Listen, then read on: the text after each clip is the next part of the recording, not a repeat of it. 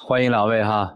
结婚有几年啊？3年多了。有孩子吗？有了。孩子多大呀？2岁了。但是好像这个小片里说曾经离过一次婚，是吧？离过一次，但是其中提的不止一次了。等于离过一次婚，又复婚了。是的。现在又想离婚。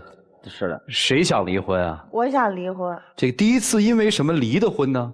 就还不是因为他不争气啊。这个当初啊，也是我的一个失误吧，也算是。我们俩第一次发生这事儿的时候，她刚怀孕，那阵儿我是做快餐的，刚结完婚，手里也没什么积蓄了。她打算就是说让我做一些挣钱的，让家庭生活好一些。我呢就打算跟朋友合伙开一个大一点饭店，但是我就没想到都已经是弄得差不多了，到最后朋友那边出了好多事儿，然后现在就是弄得我们这饭店也没法干了，无奈之下只能是把这饭店转让了，转让完之后也是剩了3、4万块钱。那还不怪你啊，而你自己没有看好，对不对？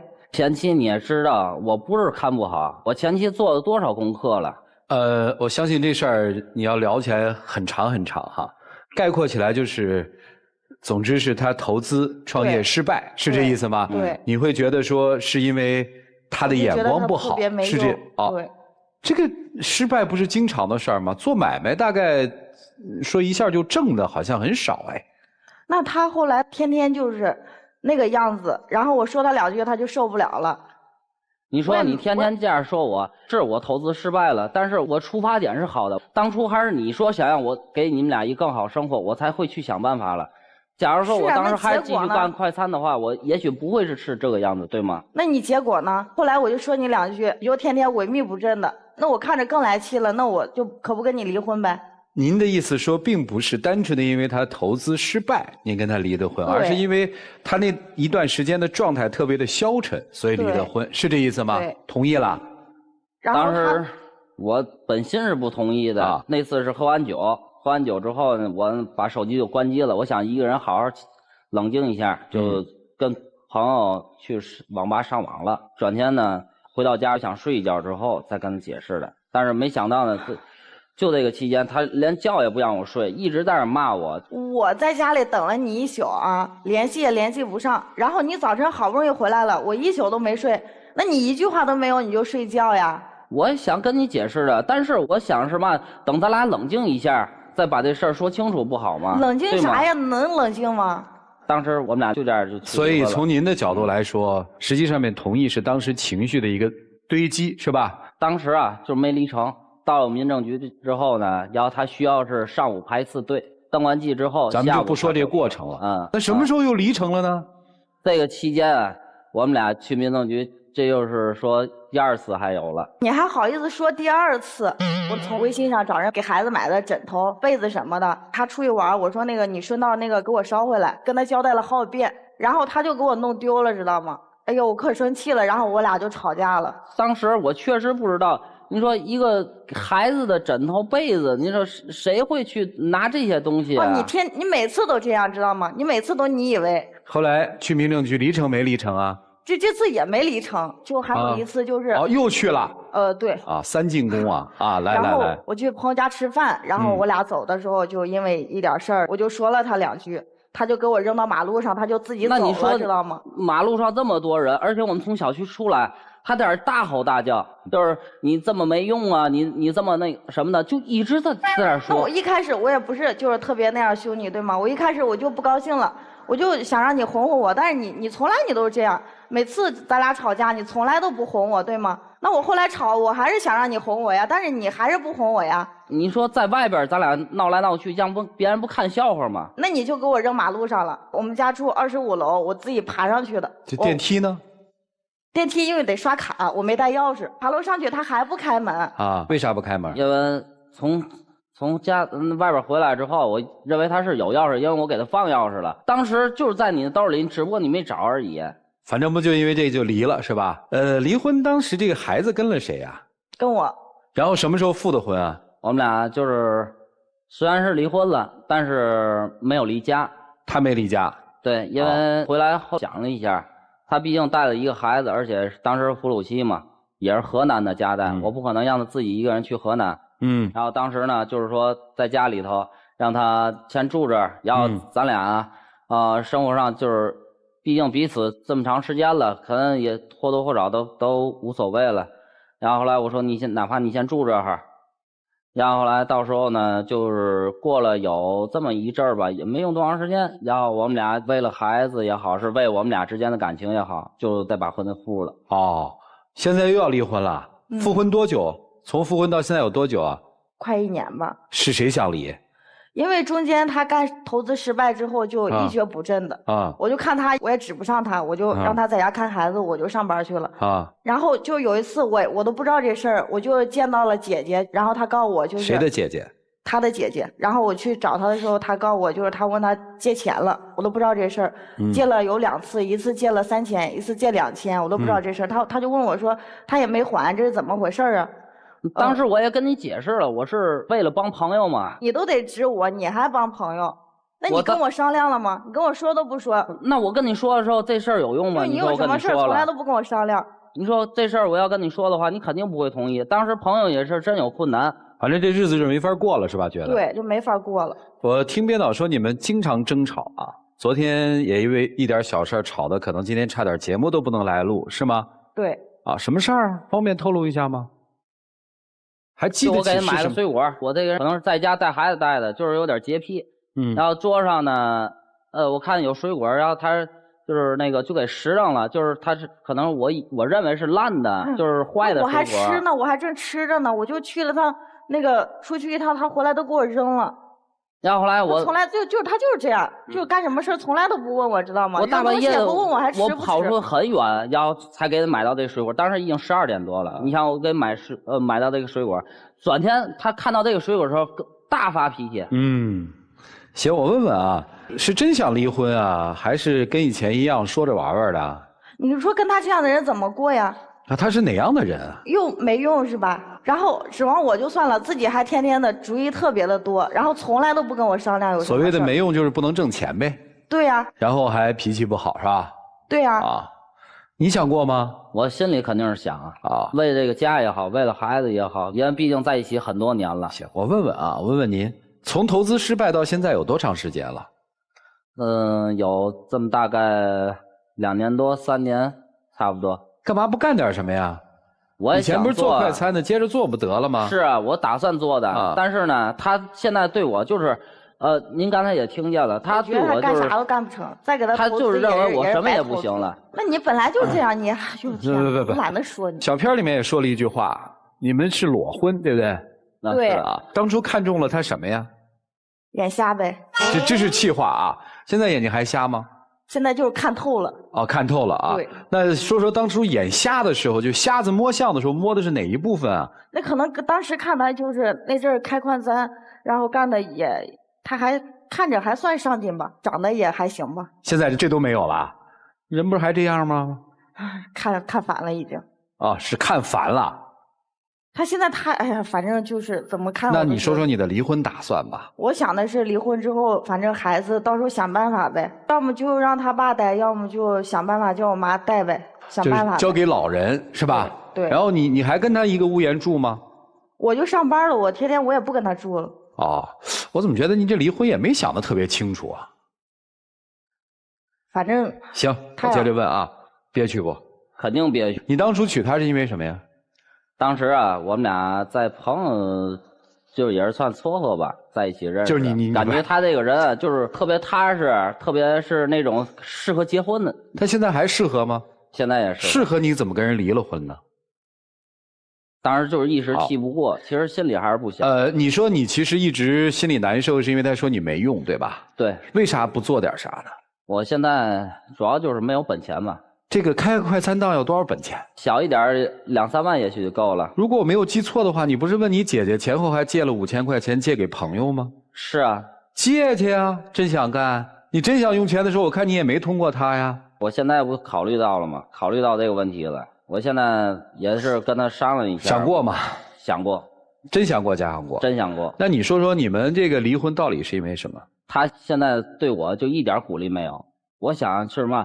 让他真正看到我真的可以。不是你干不就得了吗？你让人鼓励你干嘛？说白了，他也不支持我干啊。为啥？对我不相信了。还想过？想。是心里话。过不下去，是一个现实，过不下去既有情绪上的，又有现实里的。其实他们这段婚姻在现在的这个婚姻生活当中，如果你仔细观察的话，还挺典型的。工作上的不顺心，家庭生活的压力大，情绪不知道怎么控制，面对生活没有方向。好像不谈这些所谓的柴米油盐或其他事儿的时候还能过得挺好，一接触到实际的时候，怎么对方就那么的不堪？你们听听老师们怎么帮你们做分析。我们一起进入丘比特问卷。女方小王呢，我总结了一下，大概对丈夫最多的就是埋怨、责备、看不起，然后自己呢没办法控制自己的情绪。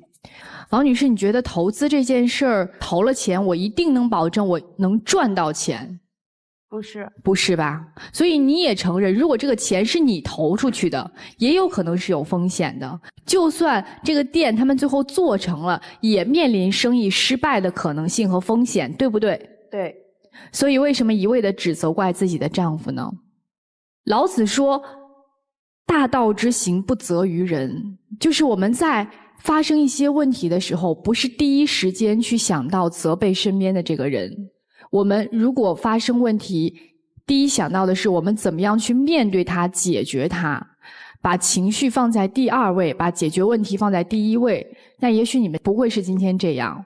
如果我们一味的只是想到发泄情绪，不去面对问题的话，你就会把你身边的这个人越推越远。你越责备他，他越来越会觉得，那我就这样了，反正我在你心中，你就觉得我是一个没用的人。他已经开始默认这件事儿了，他就越会对自己没有自信。所以我们承认嫌弃对方这件事儿不是一件坏事儿，我们每一个人都不可能是完美的。但是你在嫌弃对方的时候，如果看不到对方的好，把嫌弃放大了，那这日子就过不下去了。一句眼瞎了一定是气话。静下心来看一看，对方身上有什么是你们当初爱上那个理由。如果眼里只有嫌弃，没有爱，没有好的话，那你们还不如就干脆就离开算了，对不对？所以我们承认面对自己的不足，面对对方的不足，但是我们一定能看得见对方的好就可以了。好，谢谢沙大老师。来，徐总。离婚不离家，本质上其实你们还是互相深爱着对方。正是因为你们彼此这种深爱，导致你们现在极度的困惑，为什么偏偏爱得这么深，却要互相在伤害，互相用自己的坏的情绪去影响对方？其实很正常。每个人说到情绪管理，说出来容易，管起来难。如果你的朋友投资失败，很沉沦，找你来诉苦，你会觉得他不容易，他现在是低谷，我要帮他，我要理解他，我要包容他。但是恰恰在情绪管理上，对于自己的至亲是最难的，因为你骨子里觉得你为什么这么不争气，我是为你来着想。前两天我看到我儿子写的一封信，这是学校让给孩子布置的作业，他写的就是我要对爸爸说，为什么你在外人的面前是这么彬彬有礼，但为什么对我老是发脾气，脾气暴躁？我通常只是在学习上说的，其实我知道我绝对是做错了，但是就是那个时间节点，我真是控制不住自己。想想原因是什么？无外乎两点。第一点，你对对方的期望太高了，但对方呢？对方感受是非常不好，他会越被你说越不敢去做，甚至于很紧张。第二点的本质是什么呢？你觉得他就是你最至亲的人，我说什么都无所谓，反正你也离不开我，对不对？所以你不够尊重对方。比如说你借钱，你不经过对方的自己的另一半的这种让他知晓，这就不尊重啊。你也一样，不够尊重对方所有的这种细节。你只想说你要来哄我，但是你有没有想过他投资失败对于男人的打击呢？降低对对方的期望，同时也降低对自己的期望。你能做什么？打工不需要投钱，为什么一定要做生意呢？为什么不能脚踏实地的找一份工作去做，自己积攒资金之后再去说投资的事情，对不对？降低对对方对自己的期望，同时去想即使她是我的妻子，即使她是我的孩子，我也要尊重她，因为你的鼓励、你的尊重会给对方带来自信。说到情绪管理，这真是一辈子的学问。两个人一定要互相以爱为前提下，互相的包容支持，练习这项技能，你们的生活一定会越来越好的。就这样。好，谢谢学姐。来，姚老师，我们就看看人字这个结构，真的是一撇儿一捺，相互支撑。尤其你们成为一个家庭，缺了谁都不行。而你看看你们这3年的生活，这一撇儿一捺，全自己戳在那儿了，谁比谁活得都毒。虽然日子是有这样那样的不如意，我们不能把日子明明是2口子过日子带着孩子，偏偏过成了一个人那么毒。刚才徐总说你们是因为深爱，所以管理不好情绪。我倒是觉得你们现在根本就无暇去考虑你们之间的爱，天天柴米油盐的都烦死了。但回头想想，你们这个家庭离得了谁啊？当年男人创业，女人持家，大家都有一个奔头。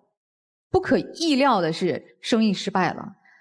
但如果我们回头一看，女人扛起家庭责任说，行，你意志消沉，我出去赚钱，你把孩子带好，多和谐的一家人啊，互相支撑，是不是？可是你们偏偏把那些最不好的拿到台面上去互相指责，好好的日子过成这样，才3年啊，人生的风浪还多着呢。明明你们现在真的是克服了重重难关，走到现在有了孩子，却生生让你们过成了这样一个反复想要离婚，甚至真的去领了那个离婚证的状态。其实都知道谁也离不开谁，为什么不去看看对方的好？女士，当你出去打工的时候，你知道只有这个男人，你的孩子跟着他最放心。男士，你也应该知道，当你意志消沉的时候，这个女人扛起来说我去赚钱养这个家啊，你还有什么理由说发那么大的脾气？所以我希望你们能够静下心来，去体会这个家的不易，这个家需要的相互支撑，而不是再去抱怨生活种种的不如意。男士，你恢复一段时间之后，还是要工作，还是要赚钱，女方也要回到家庭去更多的照顾孩子。希望你们能够度过难关，携手向前。谢谢。好，谢谢姚老师。来，涂老师。谈恋爱的时候是跟一个人的优点在谈恋爱，但结婚的时候是跟一个人的缺点在过日子。当你已经清晰地看清楚一个人他的长处和短处在哪儿的时候，我们首先是要抑制住自己对对方的奢望，其次就是不要老是拿别人的短处来怼他。你明明看清楚了，这个男人就是心肠好、朴实，这是他的优点，对吧？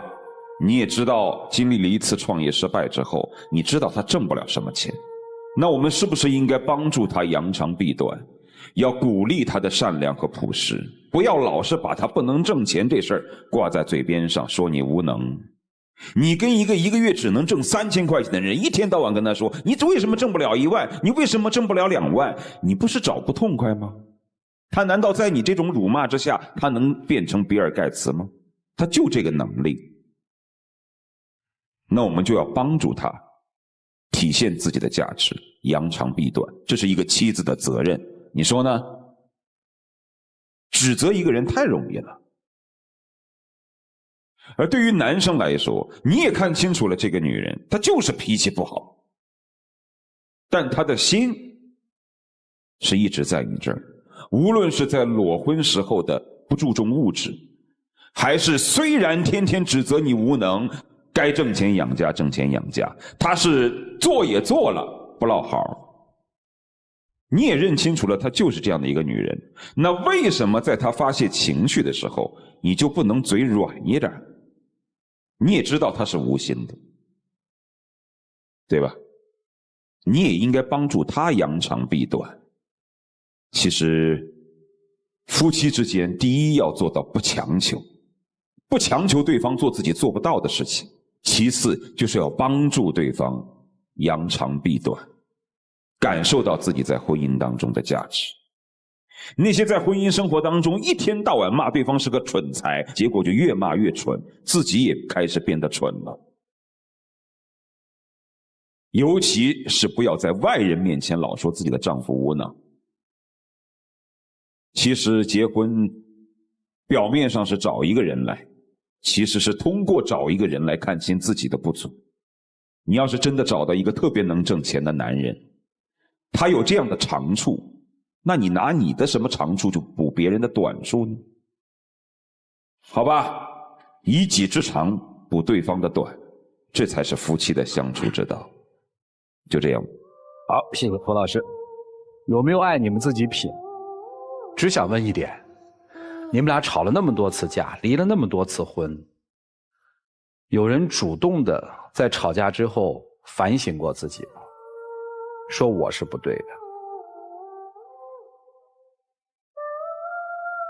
那我觉得我每次吵架还是因为他。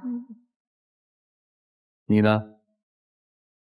我也想过，主要是他要是能真的，哪怕就是对我稍微好一点儿，你看也不至于这样。其实我每次提离婚，我都是，也不是真的想离，我就想威胁他，想让他来哄我吧。所以就回到那个问题，在一段关系当中，从来没有人认为自己错过，或者反省过自己，这大概就危险了。想想是不是？接下来我们一起进入那几天喝古方红糖真情60秒。老婆，你说咱俩在一起这么长时间了，我知道你对我要求也不高，我并没有给过你什么，但是我真的就是从我内心来讲的话，我真的想给你和孩子一个更好的生活。我也希望你可以在咱俩这段感情和孩子身上你多考虑一些。我对你其实我就希望你以后做什么事儿能多跟我商量商量，能多听听我的意见，就不要总是自己自作主张的。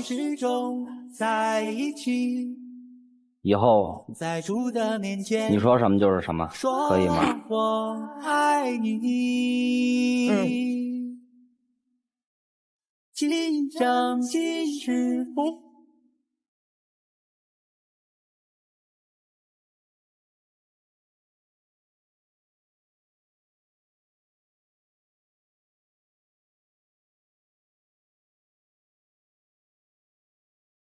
妻子给丈夫放的是什么呀？那是他曾经生病的时候，然后我那时候天天给他擦药，我想让他知道我也有对他好的时候。你放的是，我看是一套证件是吧？结婚证和离婚证吧？为啥呀？我想告诉他，咱俩已经离婚了，也结婚了这么多次了，以后还是别再去了。你到这个时候还跟人讲道理呢啊！来吧，谢谢两位，请回吧。来，请关门吧。我就知道它是爱，不难一直地这么快，发现你正在将爱一点点刷出来。哦哦哦哦，快乐涌上来。哦哦，走。关键词是爱，累了就很快，安静对望也想告白，把心都打开。来，有请我们的小花童，有请。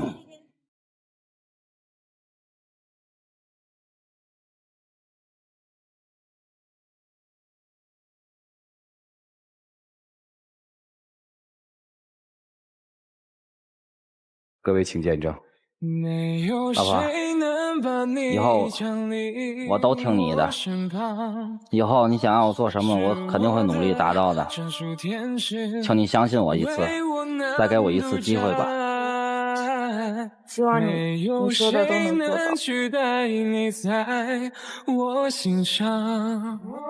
拥有一个专属天使，我哪里还需要别的欲望？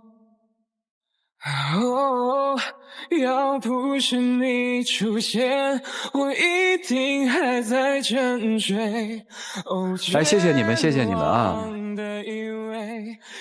加油吧，谢谢你们。来，请回，请回啊！没有谁能把你降临我身旁，你是我的专属天使，为我漫步在每